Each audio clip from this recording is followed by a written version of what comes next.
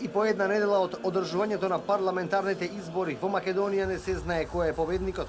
По затворањето на гласачките места славеше и владеачката, но и опозицијската коалиција. Откако Државната изборна комисија ги соопшти првичните резултати, се до денес не стигна ниту една честитка, ниту признавање на пораз, иако разликата помеѓу коалицијата на ВМРО ДПМН и на СДСМ е околу 20.000 гласови на граѓаните во корис на владеачката коалиција. Ваквата пракса во поголемиот дел од земјите од Европа е одамна надмината.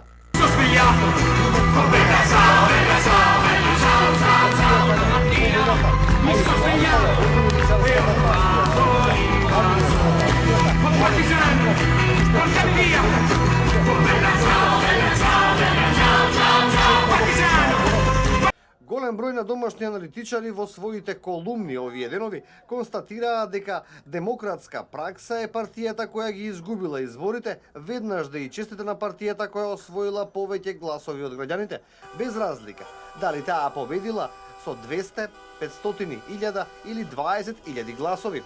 Телевизија Нова ги истражуваше изборните циклуси и подалеку од Балканот, па така пред неполни 17 години во САД изборите беа одлучувани со разлика од само 537 гласа во земја која имаше 300 милиони жители.